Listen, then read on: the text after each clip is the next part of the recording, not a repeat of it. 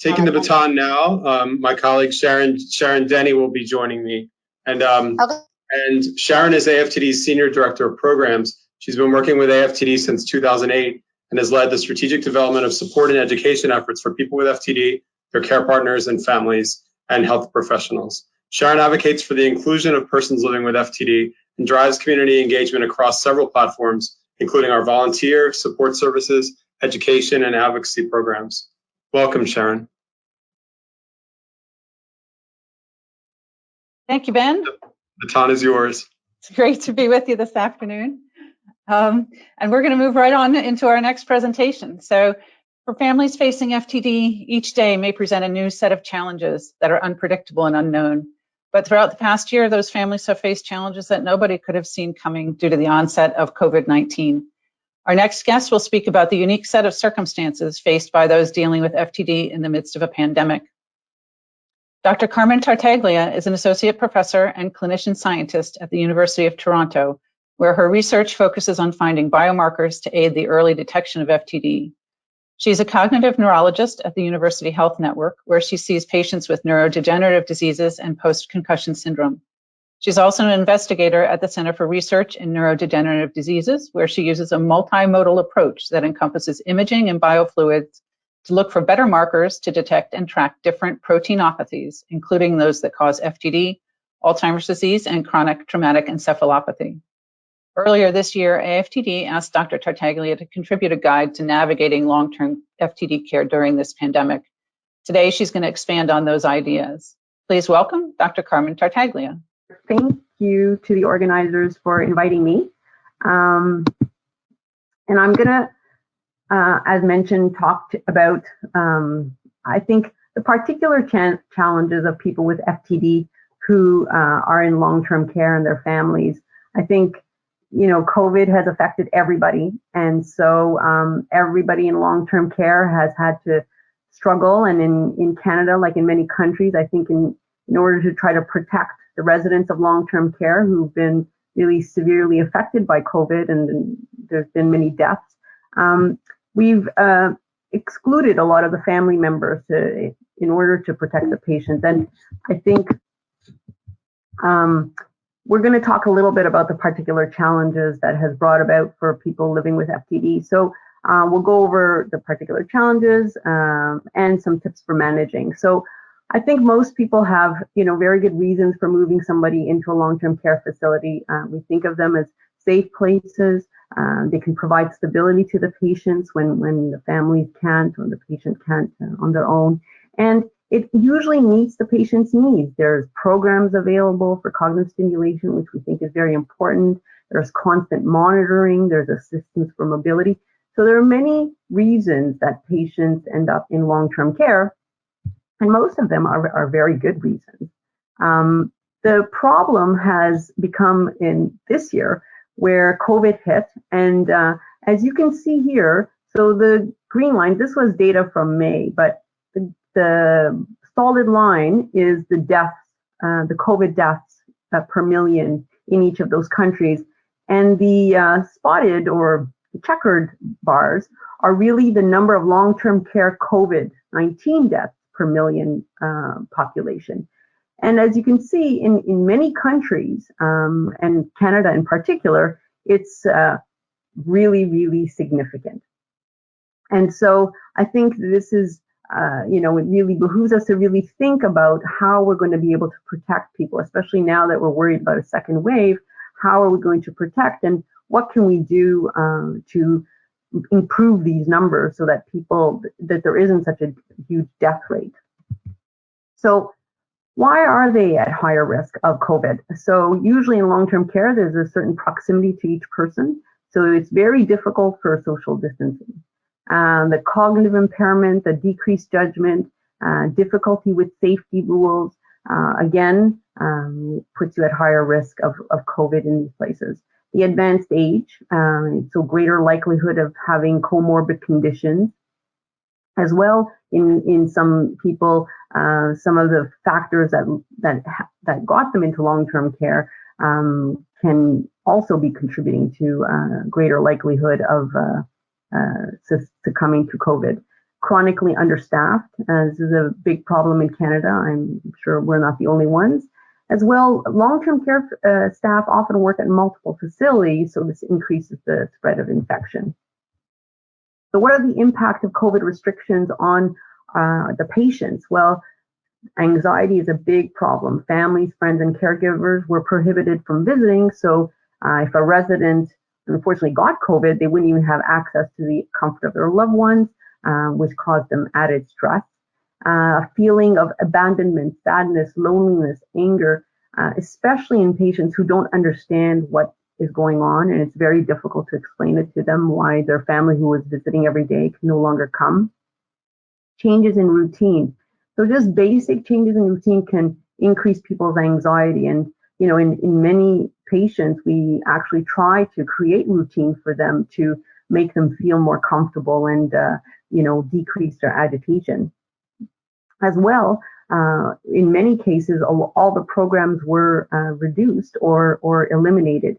And so there's been a lot of social and physical activity restrictions. And this lack of socialization can worsen cognitive symptoms.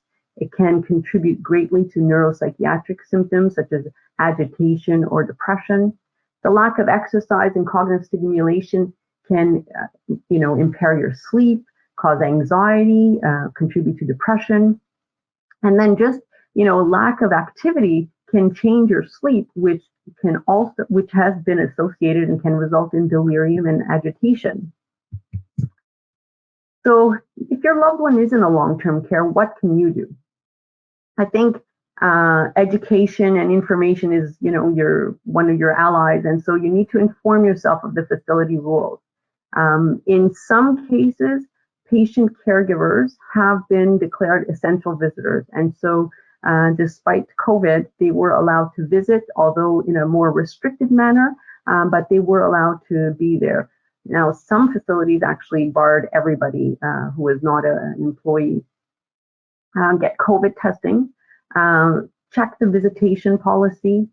If the visitation is allowed, then make sure you know what protective equipment you need, if they're going to provide anything, or if you need to acquire anything. Secondly, inform the staff of your role. In many cases, for patients who have FTD, the family member is an essential visitor, is an essential caregiver. And so you need to make sure that the manager understands your role as a caregiver for this person with FTD. And we'll get into that a little bit more, but especially if they have language problems, especially if they have certain behaviors that you're helping with, you need to inform them. Oftentimes the family takes on a huge role in care of people with FTD, and when they're no longer there, the staff is completely unprepared to deal with the change. So educate the staff. Oftentimes I have patients who when they go into long-term care, we spend a lot of time educating the long-term care staff because they've never met a person with behavioral variant FTD or cortical basal syndrome or semantic variant. And so, they need to be told that persons with behavioral variant FTD may exhibit disinhibited behaviors. And that means they could try to get physically close to somebody because they don't really understand or, the rules and why the rules are in place. But as well, social distancing, the usual social distancing is actually, something that they have trouble with at baseline. The apathy and loss of judgment, which happens in many people with behavioral variant FTD, as well as some of the other syndromes, can also prevent strict adherence to safety rules. So it's very difficult sometimes to get the patients to wear masks, to wash their hands, and it's difficult to explain to them, why they should do that. Patients with progressive supranuclear palsy and cortical basal syndrome have an added problem of motor impairment.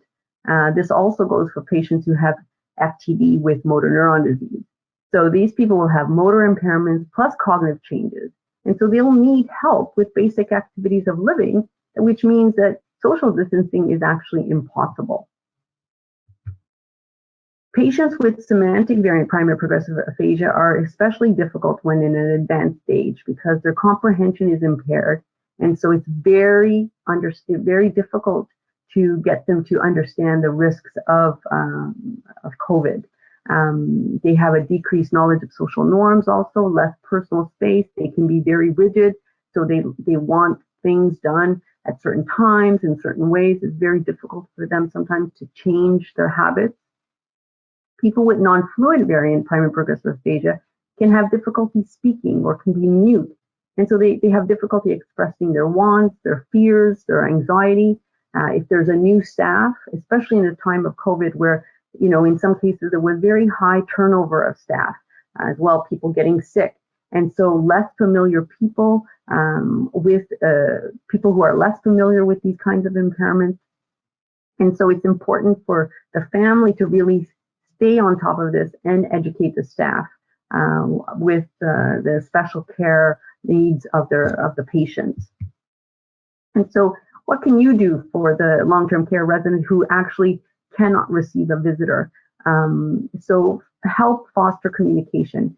If you can provide a means for the person to communicate, either an iPhone or a phone or an iPad that can be kept in their room or locked, and if they're the only ones who can use it, that's even better. But so that they have a means of communicating with you. So that the long-term care staff, if they are able, can get you to at least see the person and the person can see you. And if you use assistive devices, like a picture board or something to help with communicating with your family member or your loved one, then make sure that the staff knows how to use that assistive device. If you were providing a lot of the care and the staff wasn't really that aware of the communication tools, make sure that you let them know what kind of tools you were using. As well, try to keep a routine. If you can call at the same time, or FaceTime at the same time, whatever you can do, but try to schedule it. Makes it easier for the staff, makes it easier for your loved one, so that they know that, there's at this time every day or every few days that they will be able to see you. Some places have allowed window visits, and if this doesn't increase agitation, would suggest people try this. You just have to find out where you can be, and then in some cases, I've had many patients, family members who have looked into trying to bring the person home, especially in Ontario, where we had a lot of deaths from long-term care.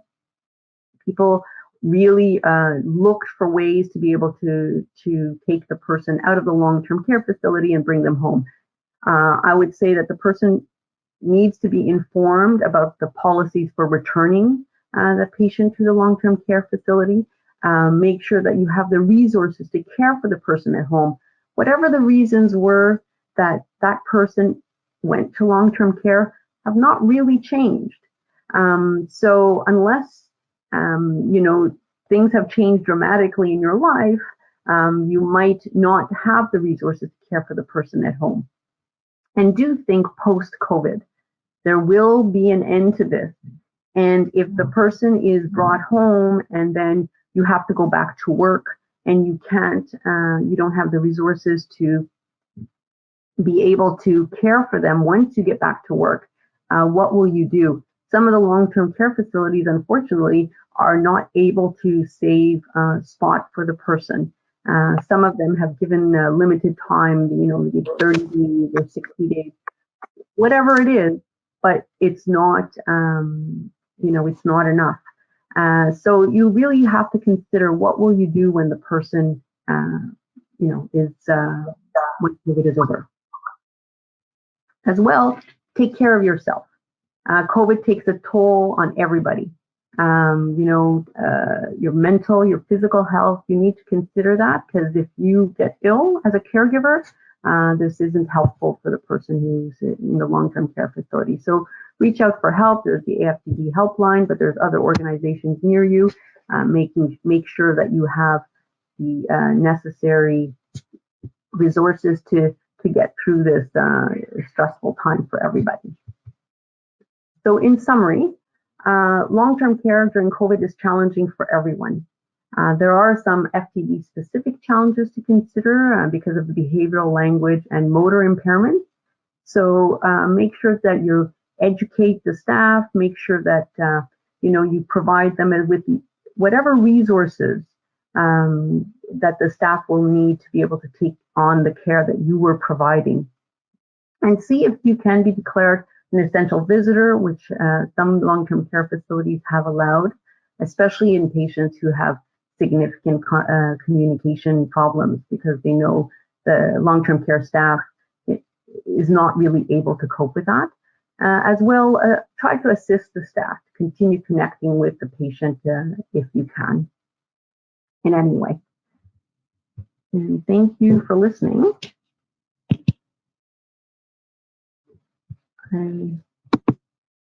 Thank you very much, Dr. Tartaglia. We have time for some questions, and I very much appreciate you presenting on this topic today. It's one that we are incredibly concerned about with our community. You had, of course, written a piece for us before that we were able to share out as part of the expert information that we're giving to people around COVID, and that's on our website. Our team here has also developed an issue of our Partners in FTD Care initiative around long-term care and dealing with issues from the pandemic, because it is such a pressing worry and concern for families, for the person with the disease, and for the staff. And I wonder if you could speak a little bit, I don't know to the extent of your experience, but if you could speak a little bit to some of the ways that the staff in long-term care are working to try to accommodate the needs of people with FTD and their families in particular. Yeah, I think that's it's very difficult for the staff, because as you may know, there's been a huge amount of places with being short-staffed. As well, there's been a high turnover because of illness within the staff. So a lot of the long-term care facilities have actually, become even more understaffed than usual. I'd say that the places where I think the families have had the most success is really where they have a very good relationship with people in the long-term care home that are staff. And so educating them about ways to keep communicating them, educating them on the little things that the person really likes. Just things that you take for granted because you're there every day and you make sure that, this happens. But when you're not going to be there for, and now in some cases it's been months, it was months before anybody was allowed in here. I think that's it. It's really try to find some staff that you can exchange with in terms of what the care you're providing. And that's the ones I've seen have had the most success. I've had some family members who pulled their family, the person out of the long-term care facility and brought them home. And because we're still in a COVID time and people are still working remotely, they've been able to do that. But some of the long-term care facilities have said they will not take the person back afterwards. Right. So we'll see what happens. Yeah, those decisions are so difficult on families, and because the pandemic is evolving, mm-hmm. there's a flow, I think, to the restrictions, loosening restrictions, and it's different in different places. Facilities themselves are needing to adjust to those changes almost real time in terms of what's happening in their area. And families, I think, feel they're very often behind the curve, even as they try to keep up with information, but trying to be able to be ready to respond is really a challenge. And so for folks who would be placing someone new during the pandemic, where we know that grassroots education and developing the relationship is so important, I think that there's an extra need and an extra opportunity on both sides to really try to make those connections happen if there are still restrictions in place. And I know in the US, there's a lot of facilities where restrictions are still in place and will be for the foreseeable future. That I think there's a special anxiety for people who are finding they need to have someone move into facility now because those relationships maybe haven't been developed yet. And so trying to create them during this time where there are restrictions in some of how that happens, I think adds particular challenge, again, for both sides of the staff and for the facility and for the family. Yeah. A particular question about from our friends in Canada. So do all long-term care facilities in Canada accept FTD patients, or are there specific care homes that have more knowledge about FTD and the specific needs of those folks? Yeah, there's, there are no FTD specific places. And unfortunately, in a lot of cases, they've never seen anybody with FTD. The other issue that we have is the patients are, in some cases, a lot younger than some of their other clients. And so they don't really understand, that some of the activities they have aren't really appropriate for some of our patients. So we spend a lot of time, when possible, when the long-term care facilities are interested, we spend a lot of time educating them on the particulars of FTD. And you're right, some people, at the beginning of this pandemic, I was asking all my patients how they were doing, right? Because all the services had been cut. A lot of them had either they had stopped the PSWs, the personal support workers coming in, or the personal support workers were not coming. The day programs had all stopped. So we were asking the patients and their families how they were doing. And initially, it seemed like things were okay. And some people had actually refused the long-term care placement during that initial time because the deaths were very, very high here.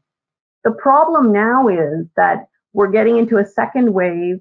Everybody's very tired. So we're now having a lot of people who are being put in crisis, and the families are saying, I can't take it anymore. They have to go to a long-term care facility. And you're right, it's especially challenging because now the facilities are understaffed, and sometimes there's new staff, and we're trying to educate them what the particular needs, and the patients are obviously not doing well. That's why they are ending up there. So it's a very challenging time here for that, and I'm sure many parts of the world.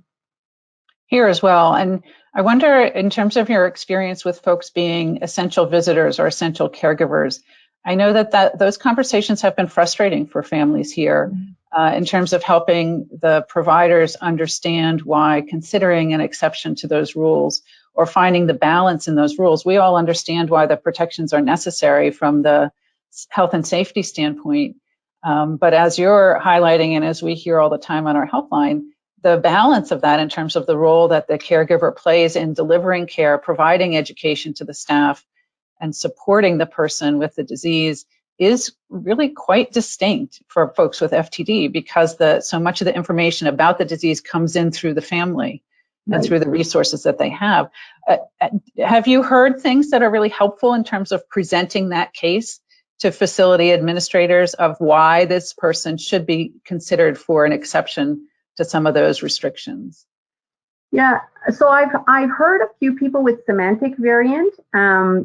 We've advocated for the person to be declared an essential visitor because the communication is so difficult, and the person, if they get agitated, it's very difficult to control because of the severe language problems.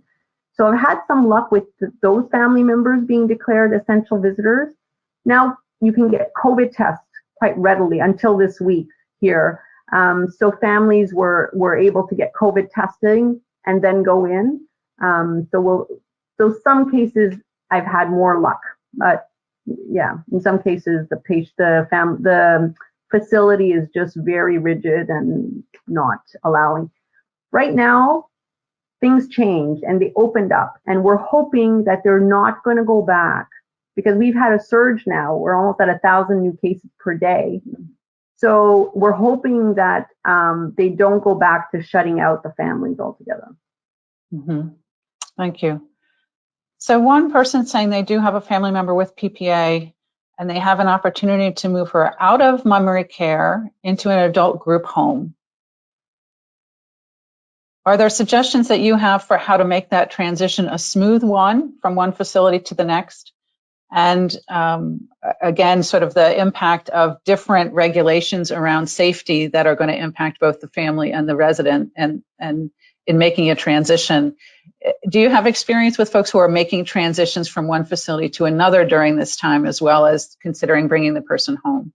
Yeah, no, I don't really have. I have had nobody who's transition from one place to another, well, from one floor of a memory facility to another one, let's say, because of progression.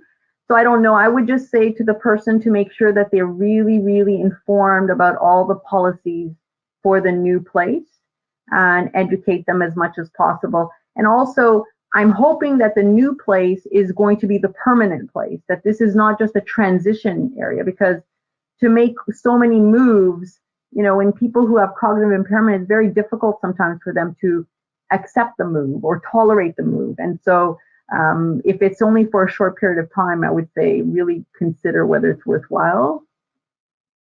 Well, and that brings up a really important point, because how to help transitions be smooth, even without COVID in the picture, is always a really big concern for families. So I wonder, in any time, almost apart from COVID, what are there particular steps that you recommend that a family take as they're anticipating a transition in care from home to facility or one facility to the next?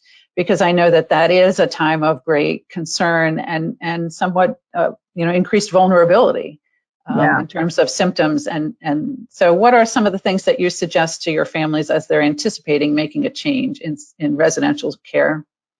I usually suggest that people bring familiar things to the new place. I don't find it helpful when they tell them the anxiety the person has is very high, and usually there's a lot of agitation before. So I usually tell them, find all the objects, everything that they like around them, because really when you think of your home, it's not the space itself, right? It's the people, it's the things you have around you that are familiar to you. So I usually encourage people to bring as much as they can that the person likes and can have around them, to try to make them feel comfortable. Same as us, I think, same as anybody, right? Like, you feel comfortable, like turtles, we take our home with us on our back. Absolutely. And are there aspects of how you would approach medications in advance of a change or a transition like that? I know sometimes that the facilities will look at and evaluate medications when a person is new in a residence, if they're anticipating some additional anxiety or stress on the part of the resident. Is there anything from a medication standpoint that you consider in making those transitions?